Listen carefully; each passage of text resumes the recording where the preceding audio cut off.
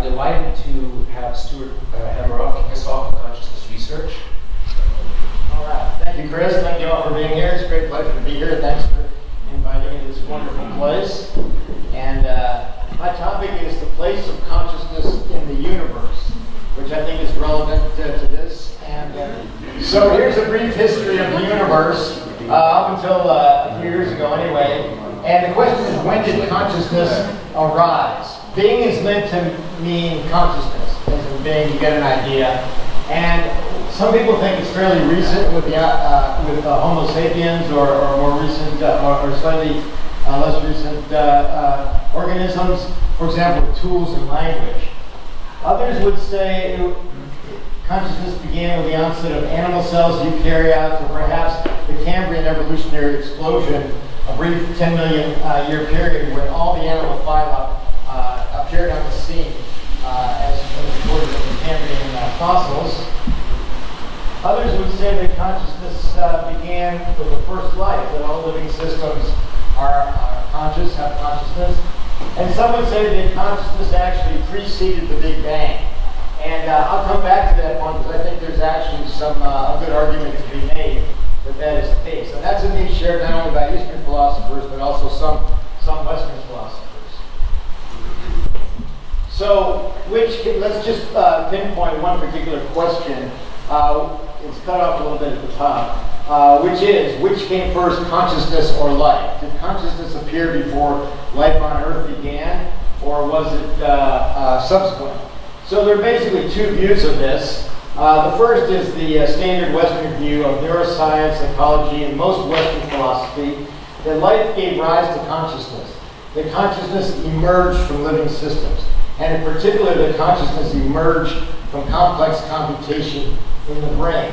However, this view, and this is the view of Western neuroscience, because the activity that seems to correlate with consciousness happens fairly late, after we've already responded seemingly consciousness. So this view renders consciousness epiphenomenal, an illusion. It happens after the fact, and we're not really in conscious control. We are, as T.H. Huxley said, merely helpless spectators along for the ride.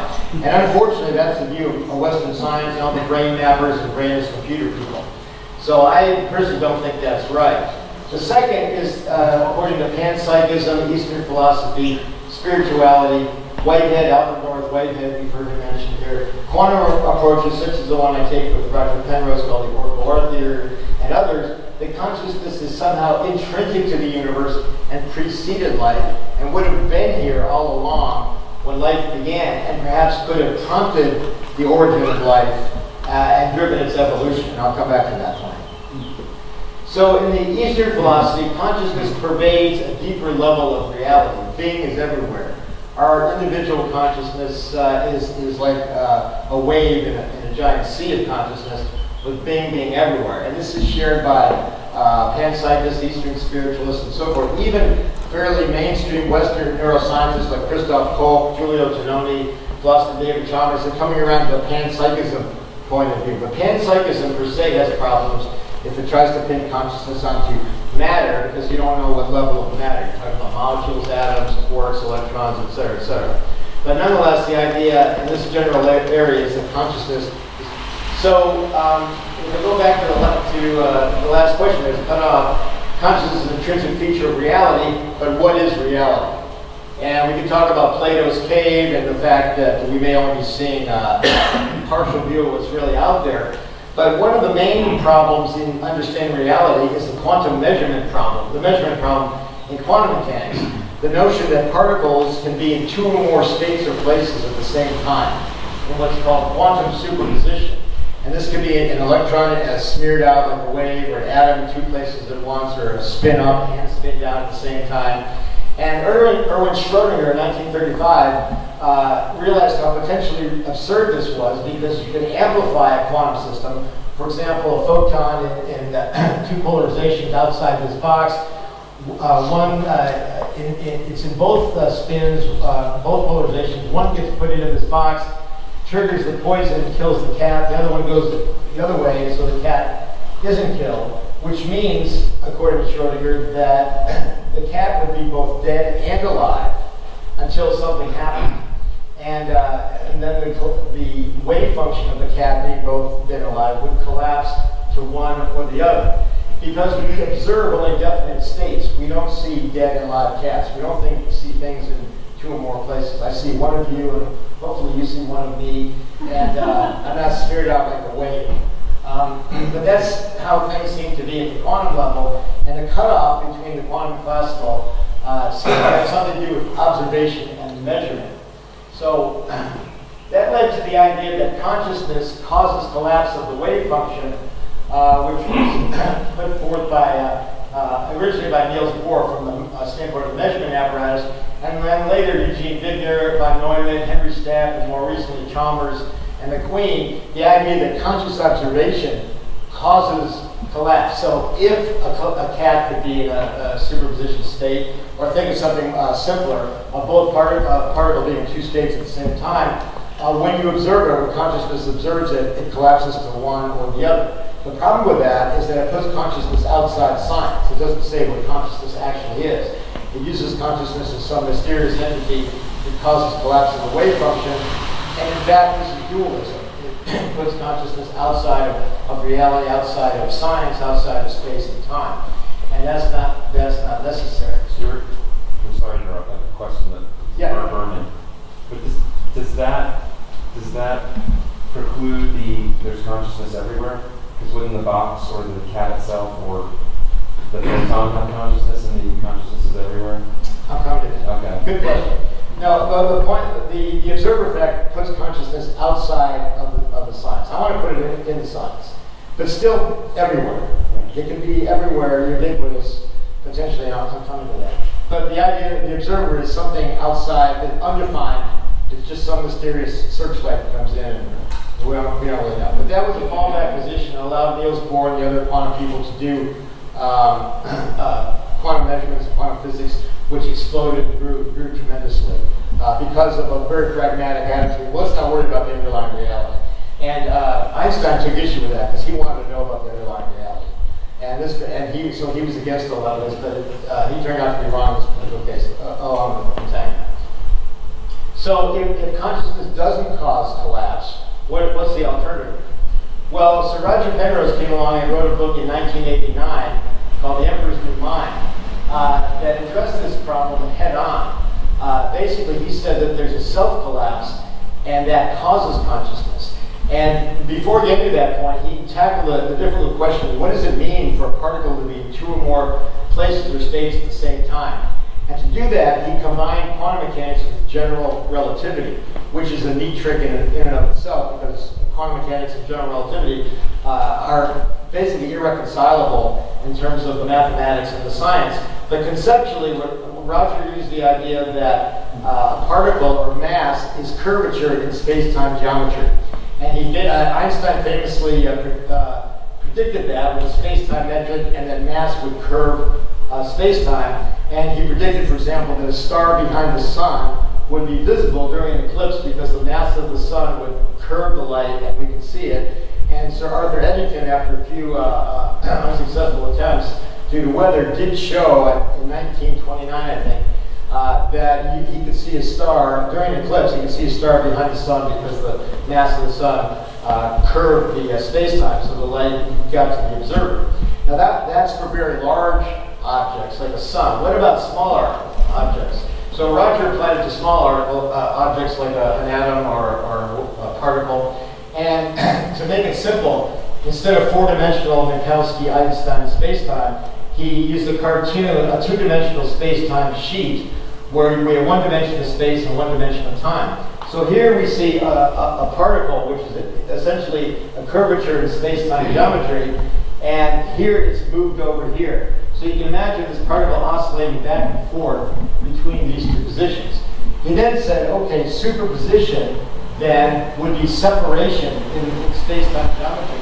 So you have a particle here and you have a particle here, because these curvatures have separated from themselves, and you have two separate curvatures. And so he equated quantum superposition to separated space-time curvatures.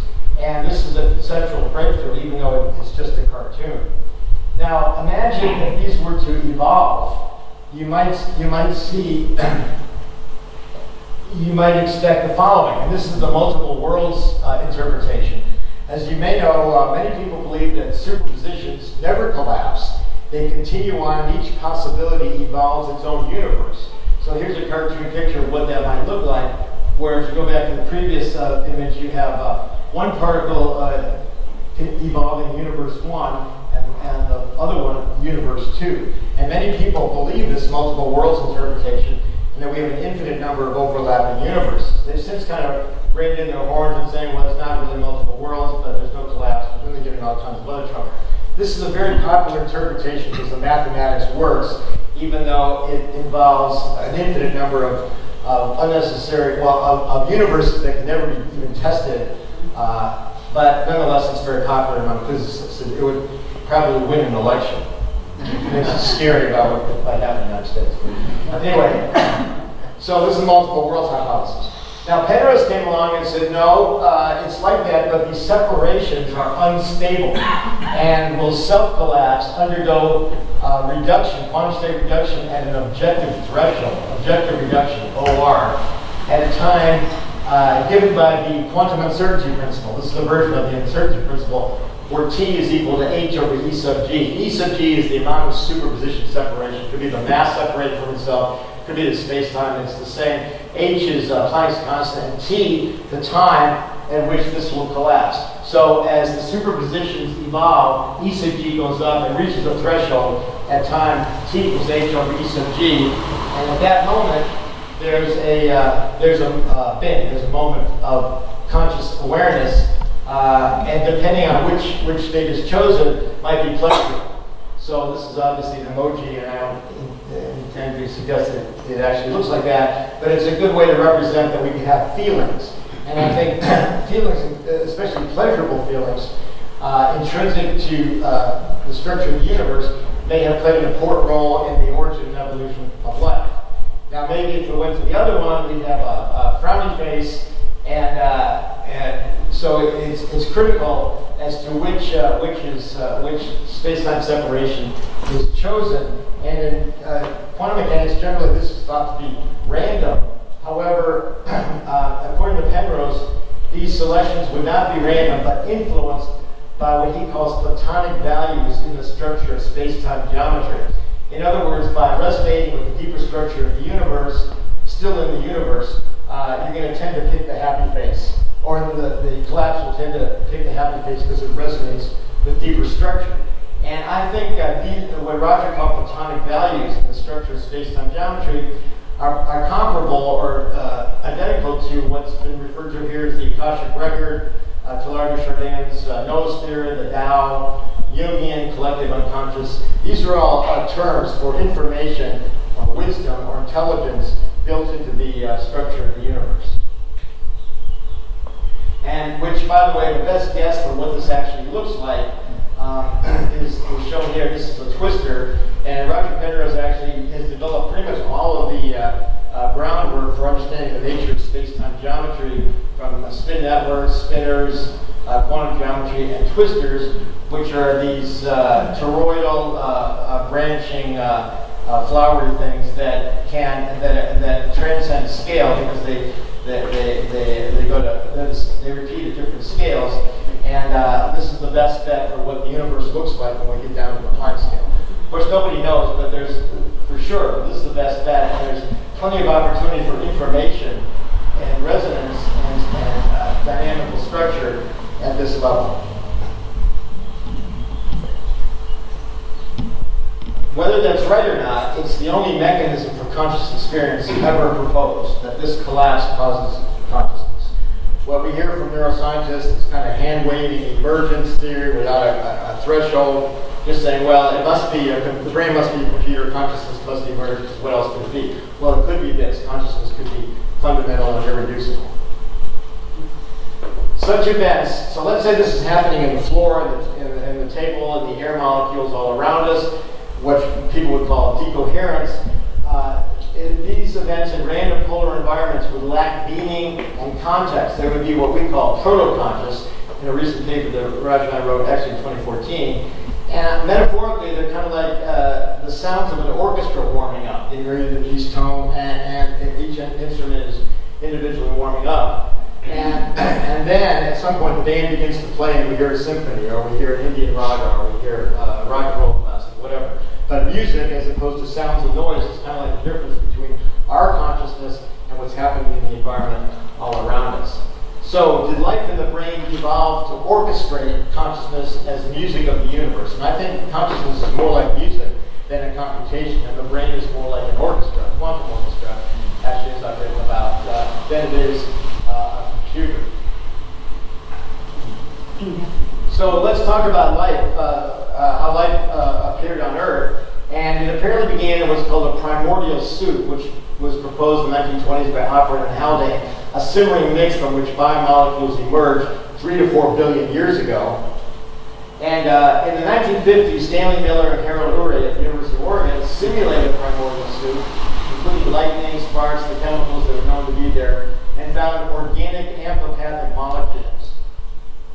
And amphipathic molecules are very important in biology. And basically, you see these hexagonal rings with the 3 extra lines, which are extra electron bonds, which actually, as I'll show you in a second, delocalize and become a quantum electron cloud.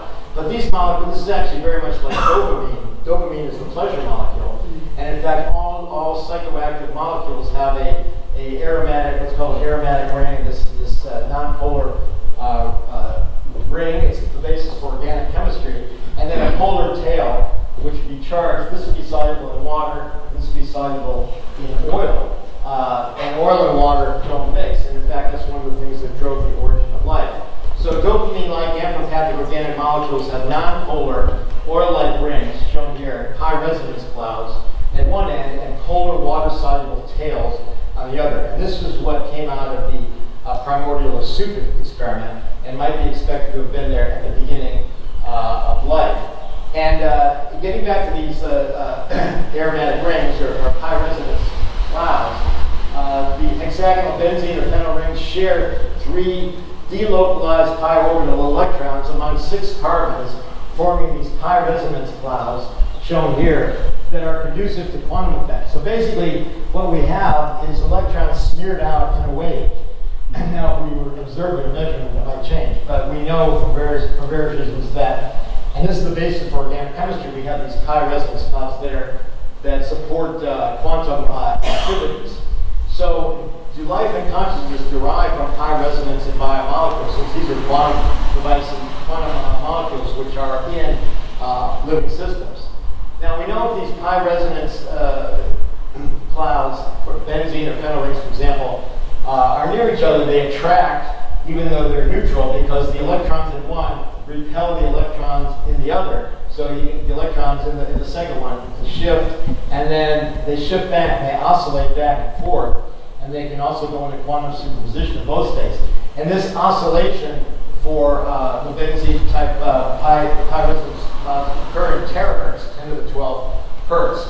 And I won't have time to explain, but this is actually the level at which anesthesia acts to erase consciousness. So we know that we have these terahertz oscillations. We'll come back to that point. So as I said, oil and water don't mix. And according to Opperin, who came up with the primordial soup idea, the amphipathic molecules begin to attract and form a nonpolar high resonance interior where you can have these dipole oscillations in superposition. So it's a secluded environment where quantum effects can occur. One of the arguments against the idea of quantum biology is that the brain is too polar, too charged, too warm, wet, and noisy quantum effects. But this provides a secluded environment where they can occur. And proteins fold in this way. And what might have happened in the primordial soup is this, and I have this in a chapter coming out on the origin and evolution, the quantum origin and evolution of life, where we had these operating mice cells, and they entered a quantum state and they reached the threshold for objective reduction and conscious experience. And Bing occurred in these simple biomolecules in the primordial soup. And you might imagine that this would be a feedback fitness function as they assembled and became larger and larger, so that they would arrange to optimize feelings and perhaps optimize pleasure. And in the chapter I've written that I won't have time to go into, I'm suggesting that rather than life evolving to optimize survival of the fittest, due to genes. There's a long way between this stage and even getting to genes. And the idea that molecules might have self-arranged and by feedback to optimize pleasurable feelings makes more sense to me. I think pleasure is a better driving force for survival. If there's no feeling, if an organism doesn't feel anything, why does it care if it survives or not? And the genes haven't even appeared on the scene yet. So this is a suggestion I'm making in this current chapter that's just coming out. The same sort of thing happens in lipid bilayers and nucleic acids, DNA and RNA. So we have quantum-friendly pi resonance regions underlying the interiors of all biomolecules, so quantum underground. Another paper with Jack Kuczynski and Travis Craddock where we talk about the quantum underground in biomolecules and how it's where anesthesia acts and where quantum stuff happens, buried inside biomolecules to avoid the polar charges that might cause decoherence. Now, just 1 second. But these molecules are more dopamine molecules these are more like cholesterol. Are phospholipids in the yes, right. They're phospholipids. They're more complicated, but they do have the aromatic ring in a second. Yeah. So phospholipids, nucleic acids are not amino acids. Yes. But all of them have the non-polar, and they're always in the interior. Yeah. That's great. So lipids, nucleic acids, proteins, pretty much all biomolecules have a quantum underground. So I'm going to talk a little bit about anesthesia because it turns out to be the same story. In the 1800s, it was discovered that many gases caused animals to go belly up. They breathe the gas, they would just, at a certain concentration, fall over. And when you blew off the gas, they'd wake up. And this is the reverse of anesthesia. And all these molecules were different structures, different chemical structures. And these guys, among others, Meyer and Overton, were trying to figure out the common denominator, the common factor by which anesthesia acted. And an interesting thing was that any particular gas would anesthetize a horse, a cow, a human, a salamander, a fruit fly, a worm, at the exact same concentration. The smaller organisms, of course, wouldn't have as many molecules, but the gas concentration was the same. So there was some common denominator, and working separately, but combining their data, they found that all the anesthetics lined up over many orders of magnitude on this correlation, where MAC is the amount of anesthesia needed. So the lower the MAC, the more potent the anesthetic. And the more potent the anesthetic, the more soluble was the gas in olive oil. And olive oil is essentially pi resonance clouds, like I showed you before. So the more soluble the gas was in the pi resonance cloud, the more the more potent it is as an anesthetic. And this still holds today. The bioorganism correlation. So this suggests that consciousness derives from an area in the brain that has pi resonance clouds. So that was originally thought to be lipid bilayers, but that turned out to be true. That was thought to be membrane proteins, and that turned out to be true. And the more recent work suggesting where it comes from, I'll tell you in a second. Now, these pi resonance clouds are also found in pretty much all psychoactive molecules, such as dopamine and serotonin, but also the psychedelics, LSD, DMT, and psilocybin, where they get a little bit more complex and start to fold over. So you have large pi resonance clouds in psychoactive molecules.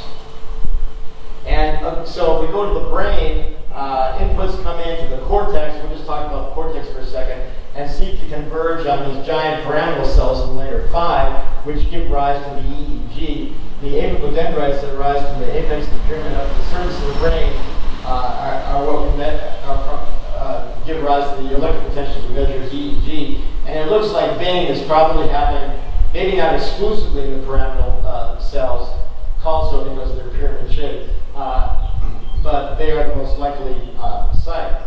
And if we look inside the giant pyramidal cell, so here's the axon. I think consciousness is happening in the cell body and dendrites. Bing happens there, and then the axons convey the output of that conscious decision or perception elsewhere. A lot of people say, well, the axons convey the firings, axonal firings convey the information related to consciousness. I don't think so. I think that consciousness has already happened when the axons take the information elsewhere.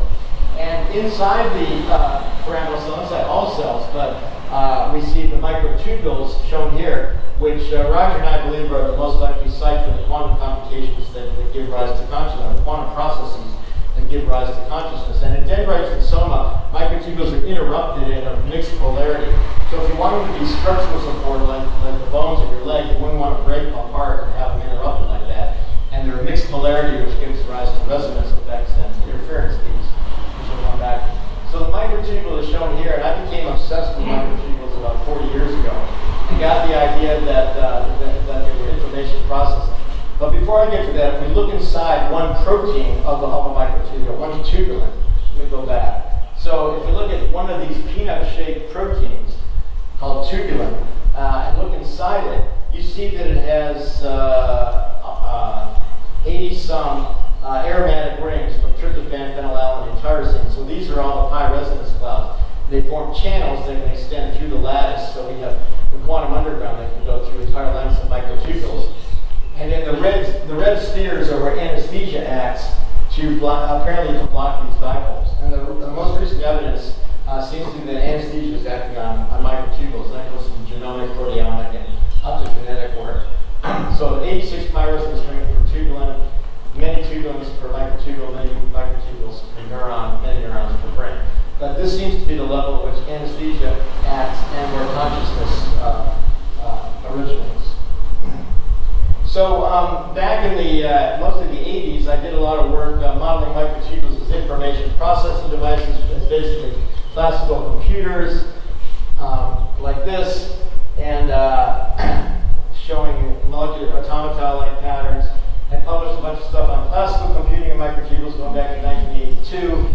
And then one day somebody said to me, okay, let's say you have all this information processing going on in the microtubules, much more than was happening at the level of neurons. So the AI didn't do because it increased the information capacity that would be their target, many orders of magnitude. And I said, I didn't have a good answer for that. More information processing per se doesn't solve what's known as the hard problem, why you have love, joy, feelings, emotions, and so forth. But fortunately, that person suggested I read Roger's book, The Emperor's New Mind, and he had a mechanism which I've already described, but didn't have a good structure. I had a structure that didn't have a mechanism. So we teamed up and began to publish in 1995 what we call the orchestrated objective reduction theory. And then we have, it's not shown here, but we have two more recent papers, 2014 and another one coming out in a book called Biophysics of Consciousness, should be out any day, where we've updated our theory and defended against many criticisms that I don't have time to discuss right now. So let me briefly talk about memory. We know the standard view of memory is that it happens in the synapse that we've shown here, but the proteins of the synapse last hours to days, and yet memories can last lifetimes. So memories must be implanted somewhere else, or must be encoded somewhere else. And as calcium comes in this paradigm, it activates this enzyme, CAMK2, which then latches on to microtubules, as shown here. And CAMK2 is a really interesting molecule. It's a hexagon, and here looking at its side, they were looking top down. When calcium comes in, it activates this molecule, so these 6 kinase domains sprout upwards and downwards. It looks kind of like a nanopoodle, somebody said. And 20 nanometers across, and these are the phosphorylation sites. So when I saw this, I thought, hexagonal, microtubules have hexagonal lattices. I wonder if these could be phosphorylating and latching on to microtubules. So I got with my colleagues, Travis Craddock, Jack Tusinski, and we did a study, a simulation study, and Travis was able to show that the CAMK2 shown on the left, and B and C on the top, you have 2 different types of microtubule lattices, that the CAMK2 fits exactly spatially and geometrically with both types of lattices, meaning that the CAMK2 may be encoding memory in microtubules. So here's what we think is happening. The CAMK2 lands on a microtubule.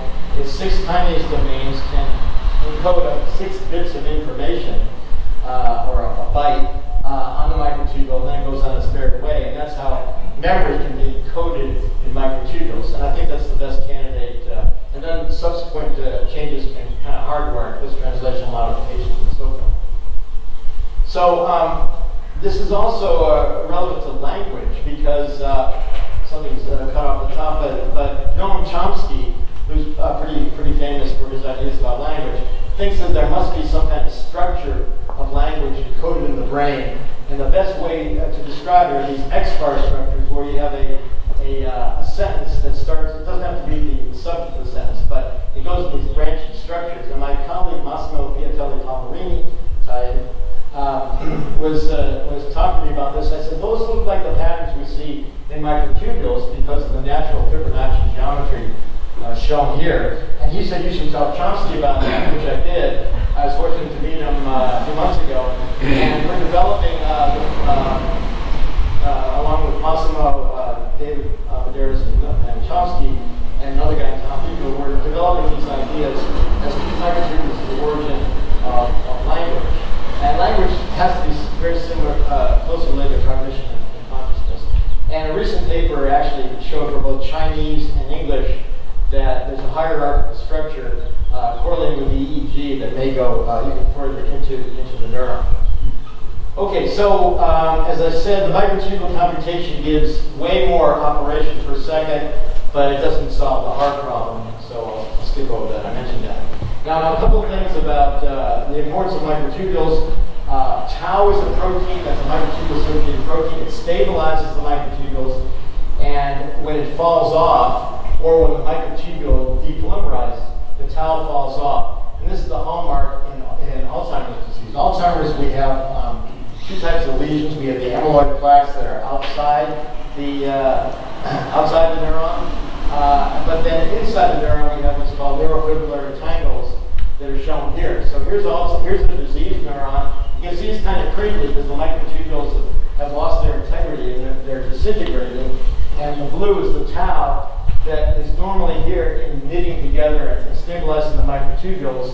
And this falls off and becomes what's called a neurofibrillary tangle. And this is the hallmark of, and this correlates better with cognitive dysfunction than does the amyloid plaques. And it also occurs in postoperative cognitive dysfunction that we see in anesthesia occasionally in very old or very young patients who get many, many anesthetics. Eventually, they get basically an Alzheimer's type picture if they get many, many anesthetics. And it's called POCD, and it's basically the same as it is in Down syndrome dementia and other forms of dementia. It's the same pathology.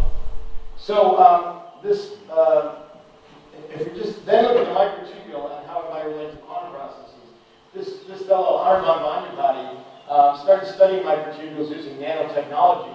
And at the top, you can see in the red one microtubule in the red going horizontal with 4 nanoelectrodes, 2 of which he used to stimulate and 2 to record. Now, normally microtubules would be insulators, but he then stimulated and swept the frequency, and at certain resonant frequencies, for example, 20 megahertz, 10 and 12 megahertz, down in kilohertz, and also a few other frequency ranges, the conductance increased, the resistance dropped tremendously, and they became perhaps quantum superconductors, although there was resistance between the electrodes. So the idea is that at certain resonant frequency, microtubules may be quantum resonators. And he then did, I don't know if you can see this, but he then did this with 2 probes in a neuron. That's a neuron where he measured the same thing inside the neuron and did this amazing work. So at the top you see 2 neurons, neuron 1 and neuron 2, and then a bunch of electrodes that are PR, MN, S, and Q. And by stimulating with various combinations, he determined resonant frequencies at 3 different scales. At the top of the whole neuron, B is just 1 microtubule, and C is a bunch of tubulins. And he got these types of plots, and he got what he calls triplets of triplets. Resonances, here you can see triplets, triplet, triplet, and terahertz, gigahertz, megahertz, and then gigahertz, megahertz, kilohertz, getting slower, megahertz, kilohertz, and then hertz. And so we see this type of triplet of triplet resonance from over many orders of magnitude, every about 3 orders of magnitude, from terahertz, which is 10 to the 12 hertz, up to hertz. So over 12 orders of magnitude of resonance oscillations in microtubules.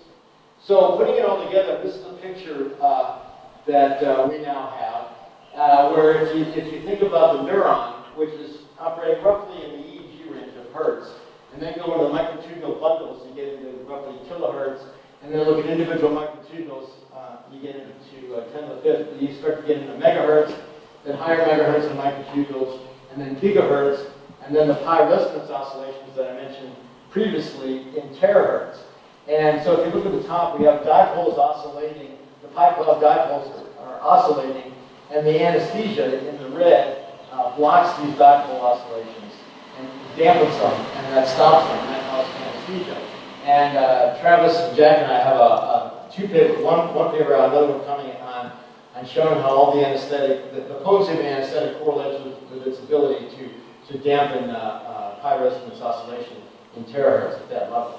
So this is the picture that we have. And Roger and I, in our most recent paper, the origin of EEG after 100 years of use is still unknown. Nobody really can say where it originates from, especially if you want it to have significance over the whole brain. And we suggested that the EEG is actually a beat frequency, going back to the musical analogy, a beat frequency of faster vibrations, for example, in megahertz, shown here. So if we have two of those microtubules that are slightly different, in different orientations, they're going to resonate and oscillate very close to each other, but not exactly. And they're going to get beat frequencies that will be much slower. And so we have this negative resonance giving rise to EEG coming from faster vibrations. And so it's one whole system, kind of like, and consciousness can happen at these various levels and actually move depending on the situation. Kind of like music can change scales or change octaves and go from one frequency to another. Now, what happens if we were to continue along this direction and go faster and faster, smaller and smaller oscillations, but faster, 10 to the 15th, 10 to the 18th, 10 to the 21st. Eventually, we're going to get to a point where these are actually happening in the fundamental structure of space-time geometry. That this would be this could happen without biology. This could happen at the structure, the level of space-time geometry itself, free of biology, giving rise to the possibility of things like near-death and out-of-body experiences, which we'll hear more about. And in 2001, BBC did a show called The Day I Died about a famous out-of-body experience, and they asked the Biomolecules and Peter Fenwick how they could explain that, and they said, we have no idea. Asked Penrose and Hameroff. Roger was bright enough not to say anything, and I said, well, it could be that it's happening in space-time geometry. So I've been on record as saying that out-of-body experience, even afterlife, may occur due to fluctuations in space-time geometry, which originated, of course, the famous white light and tunnel. And the last thing about this I want to mention is that people over the last 10 years or so have been using processed EEG at the time of death. And Lakmir Chawla and some other people have done this. And this is done by an anesthesia group for cardiac donation after cardiac death. And they put these brain monitors on, and it goes 0 to 100, where 80 to 100 is where you're awake. 40 to 60 is where they say your patient should be under. Sorry, 100 hertz? No, this is a process number. Process number. But it actually, if you look at the actual data, the number, the spike that I'm going to tell you about is actually high gamma synchrony. And so these patients were thought to be brain dead, so they have, they're down below 20, as you might expect, and they wait until the heart stops, and then they rush them in and take their organs. And what they found was that as the heart rate goes to zero, the blood pressure is pretty much almost zero. There's a spike of activity up into the gamma frequency range that lasts anywhere from a few seconds to 90 seconds to, in one case, 20 minutes. And I've actually seen this myself doing anesthesia for organ procurement in brain dead patients, and even under anesthesia. And when they cross-clamp the organ, this spike, I put this monitor on, and the surgeons was freaking out. They said, "What is that? Stop that!" And what I did was I gave ketamine, because my old boss used to give ketamine to patients who were trauma patients who were bleeding out or whatever, who were dying. And I asked him, well, why are you giving ketamine? And he said, send him off to heaven. And I never knew if he was joking or not, but since that time, whenever I had the unfortunate situation of having a patient expire, and I'd give ketamine. So in a situation like this, when we had this activity, I did, and sure enough, it went away. So maybe I was helping them leave the body. I don't know. Obviously, we don't know. Some people say this is random firings, but it can't be random because it's highly coherent, otherwise you wouldn't see that. So this is a mysterious situation and one that should be further studied. People in ICUs have been seeing this in about 90% of patients who expire. They get this spike right at the end. And some of them have stopped doing it because they're disappointed that the 10%, they tell the family, well, no, we didn't see it, and they go back. So this is something that they should look at further. The final point is that Hahnemann showed that when he stimulated tubulin microtubules to watch them assemble, that at about 2 megahertz, he found the longest microtubules. So stimulating at 2 megahertz, which is one of the resonant frequencies, caused microtubules to assemble most rapidly into the longest microtubules. Well, this is electromagnetic, and there are other ways to do this. You can stimulate the brain. So I started thinking, well, how can we stimulate the brain in the megahertz? And of course, we have transcranial magnetic stimulation, we have transcranial electrical stimulation, and electromagnetics megahertz would be radio waves, and I wasn't interested in putting radio waves in the brain, not my brain anyway. And but ultrasound is mechanical oscillations in megahertz, and we use it in anesthesia all the time. And it's basically anything above the audible frequency, 20 kilohertz up to several hundred megahertz, and it's mechanical, and we think that the protein oscillations occur in megahertz. And of course, we know that ultrasound is used for medical imaging for many years. We see the baby in the uterus. We use it in anesthesia to look for the jugular vein or nerves that we want to block, and so forth. So we have a lot of experience with it. So a company called Think started making devices to put ultrasound into the brain, and they say they raise a lot of money to change your mood with ultrasound and electricity. And as you can see with their headset devices, if you put them on, you look sexy and beautiful. On the other hand, there's me, and I suggested to my anesthesia colleagues that we should try this in our chronic pain patients because they were depressed. And they said, well, we don't try it on anybody, so we try it ourselves. You got to shake your head. Your idea, you go first.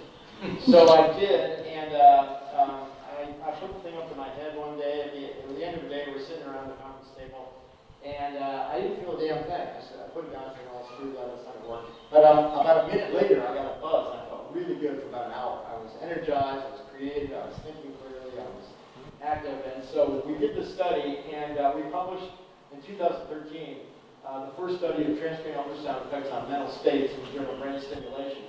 And we used 15 seconds of right frontotemporal TUS at subthermal. We're very low intensity. We don't want to heat the brain, which you can if you go up on it.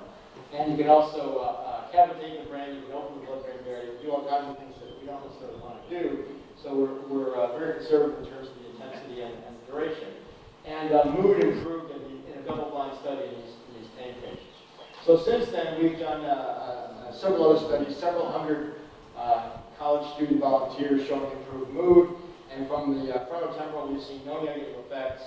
If you do sagittal, you get some interesting effects, probably hitting the anterior cingulate cortex, causing, in some cases, uncontrolled laughter, but in some cases, kind of morose thoughts. So it's probably hitting the emotional center. So we stay away from that. We stay frontotemporal, but haven't seen the effects. And you can see my brain over there, my brain on ultrasound. The big white line is my skull, and we can now see the skull on the other side if we do the settings properly. So, and then about a little over a year ago, the study came out of Australia where they used ultrasound in a mouse model of genetically induced Alzheimer's.